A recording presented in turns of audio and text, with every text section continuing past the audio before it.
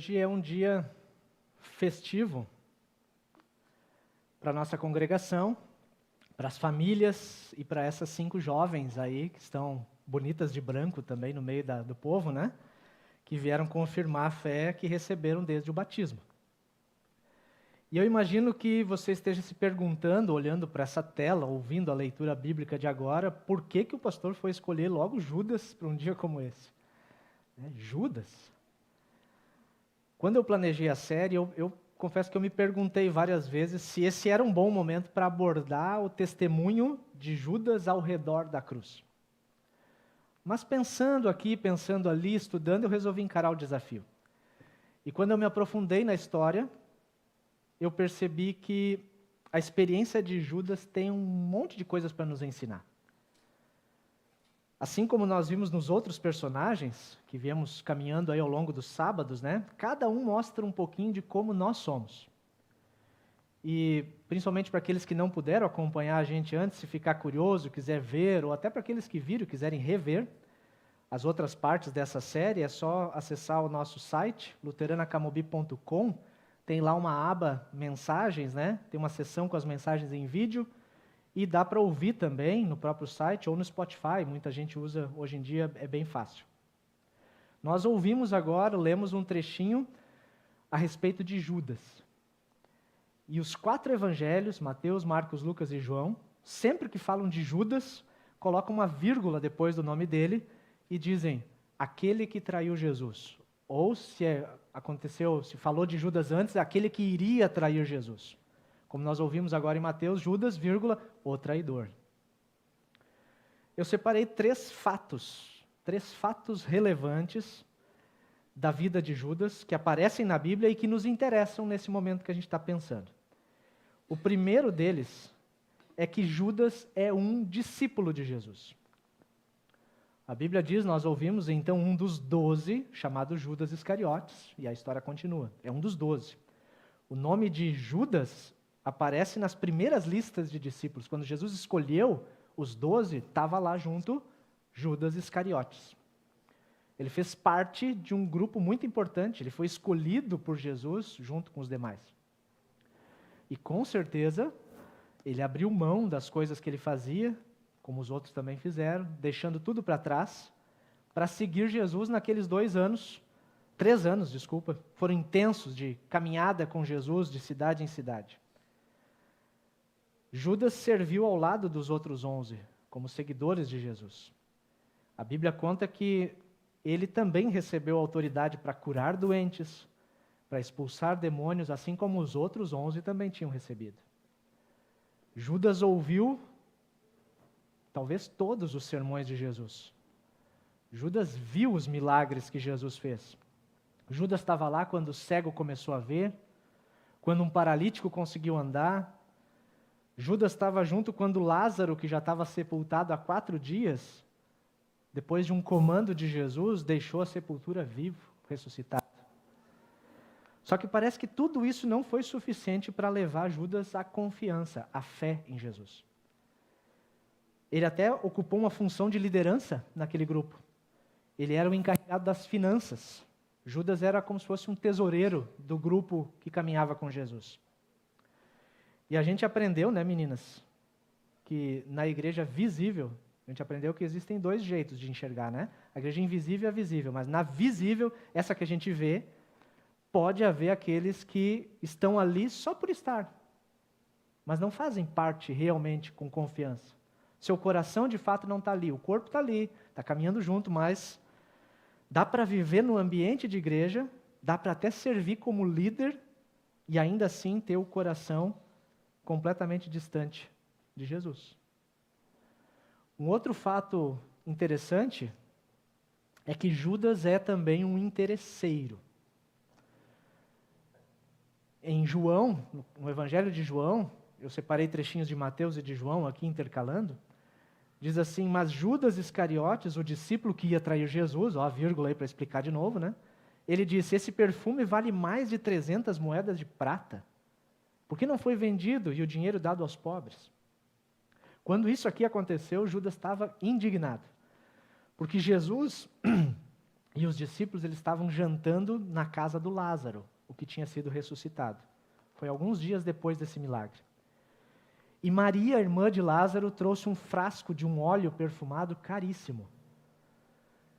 E abriu aquele frasco e derramou aos pés de Jesus. E aquilo foi um ato de extrema gratidão, um ato de fé da parte daquela mulher. Mas Judas, considerando o valor daquele óleo, ele ficou indignado.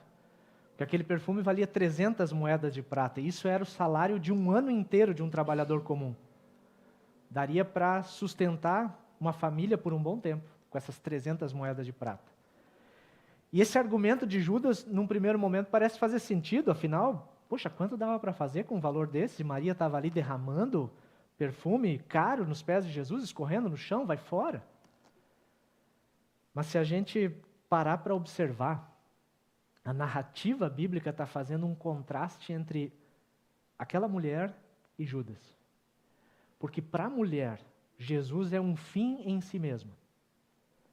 Para a mulher, Jesus é um fim. Ela descobriu que Jesus é o que ela tem de mais precioso na vida. E não só na vida aqui, mas por toda a eternidade.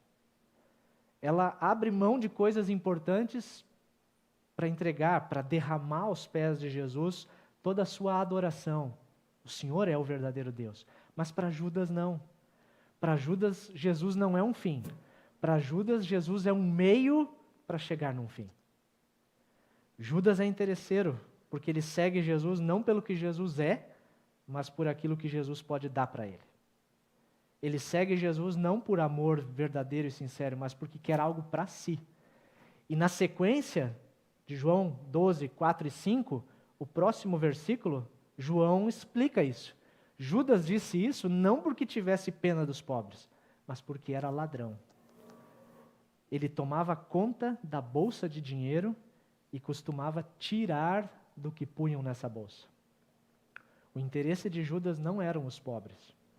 O interesse de Judas era ele mesmo. Até hoje, a gente sabe que existem pessoas que dizem que vão ajudar os que mais precisam, mas o interesse é apenas consigo mesmo, ou enriquecer, ou ganhar fama, e aí por aí vai. Judas traiu Jesus por muito menos do que as 300 moedas de prata. A Bíblia conta que o preço combinado foram 30 moedas de prata. E nesse episódio do perfume, o valor era 10 vezes mais. A gente percebe que Judas é um discípulo, ele é também um interesseiro, e Judas é um traidor. Judas disse, foi ele que foi atrás dos líderes, né? Quanto vocês me pagam para eu lhes entregar Jesus? E eles disseram, pagaram 30 moedas de prata. E daí em diante Judas ficou procurando uma oportunidade para entregar Jesus.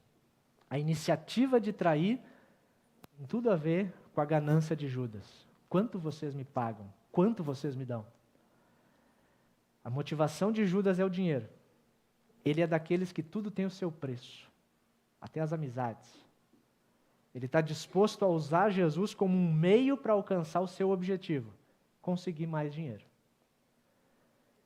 E a história, eu acredito que ela é bem conhecida. Naquela noite em que Jesus comeu a última ceia com seus discípulos, Judas concretizou seu plano e com um beijo no rosto, entregou Jesus por 30 moedas de prata. O pastor e evangelista, que foi muito conhecido no século passado, Billy Graham, ele escreveu, ou ele disse, se Judas, que passou 3 anos viajando com Jesus, era um perdido, isso deveria fazer com que todos nós sondássemos o nosso coração. E eu acredito que é verdade. A gente precisa fazer uma autoanálise sobre a maneira como nós encaramos Jesus. Sondar o nosso coração. E para fazer isso eu anotei 3 maneiras que a gente muitas vezes vive como Judas. É um perigo. E a gente precisa estar atento a isso. A primeira maneira de viver como Judas é viver uma vida cristã de fingimento. Judas era assim, ele caminhava junto, ele estava entre os 12, mas ele não fazia parte de fato daquele grupo. É aquela nossa postura muitas vezes de ir na igreja no fim de semana, domingo, sábado, mas no resto da semana viver como se Deus não existisse, como se Jesus não fosse quem Ele é. É o que a gente poderia chamar de cristão ateu. Tem muitos hoje em dia. Acredita em Deus, mas vive como se Deus não existisse, sem levar em consideração aquilo que Deus diz. A pessoa até admira Jesus, mas não permite que Ele, Jesus, e os seus valores direcionem, controlem a sua vida. A segunda maneira de viver como Judas é buscar Jesus por aquilo que Ele pode dar. É aquela relação de puro interesse. Eu não busco a Jesus para morrer para mim mesmo e viver a partir da cruz, mas eu busco pensando em mim mesmo, na bênção que Ele pode me dar. Essa é uma relação interesseira, onde às vezes parece que Deus é o nosso garçom, né, e Ele está aqui para me servir. Se Ele me serve, está bom. Se Ele não me serve do jeito que eu quero, não está bom. É estar mais interessado nas bênçãos de Deus do que no Deus que tem as bênçãos, o Deus que abençoa. Esse é o jeito de Judas também. E uma terceira maneira de viver como Judas, pulei um slide, é a gente dar prioridade a outras coisas no lugar de Jesus. E a gente faz isso demais. A gente coloca muitas coisas no lugar de Jesus. Facilmente a gente se percebe dando mais prioridade ao trabalho, eu falo por experiência própria, às vezes aos bens materiais, as coisas que a princípio a gente olha e acha que são boas, mas acabamos tratando essas coisas como verdadeiros ídolos que a gente cria no coração, que nos traz alegria, que nos dá satisfação, a nossa segurança, o nosso bem-estar, e tudo isso a gente vai quase que idolatrando e fazendo com que aquilo se torne um Deus na nossa vida. A atitude de Judas revela muito de quem nós somos.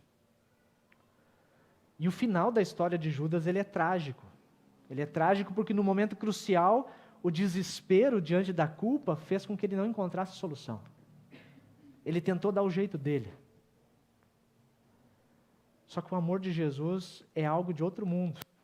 O amor de Jesus é algo que a gente não consegue entender. Naquela noite da traição, a noite da entrega, Jesus lavou os pés dos discípulos. E Judas estava lá. E Jesus sabia que ele seria o traidor. Mesmo sabendo que ele iria trair, ainda assim, Jesus vai, se abaixa e lava os pés sujos de Pedro, sabendo que o Pedro ia negar ele. Jesus lavou os pés de todos os outros que horas depois estavam se escondendo para não ser identificados como amigos de Jesus. Jesus sentou à mesa com eles e Judas estava lá também. Mesmo sendo traído, negado, abandonado, a Bíblia diz isso aqui. Isso aqui é quando começa a contar a história do lava-pés. Tendo Jesus amado os seus que estavam no mundo, Ele amou-os até o fim.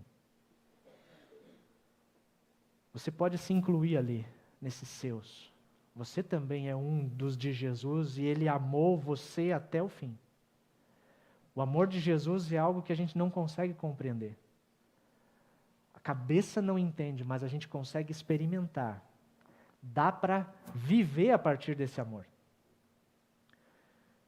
E minhas confirmandas, quase confirmadas aí, Bárbara, Bianca está aqui, Isabelle está ali, a Ana e a Manu aqui. Vocês vão errar ao longo da vida, muitas vezes. Vocês já erraram, mas vão errar bastante ainda. Vocês vão querer acertar, mas vão se perceber errando. E quando acontecer coisas assim, não olhem só para o erro. Esse foi o problema de Judas. Ele olhou só para o problema. Olhem para Jesus. Quando vocês perceberem que está tudo errado, que vocês fizeram o que não queriam fazer, olhem para Jesus. Ele amou vocês. E Ele vai amar vocês até o fim. E eu estou falando com as meninas aqui porque hoje é o dia delas. Mas isso serve para todos nós. Não se afunde no próprio erro.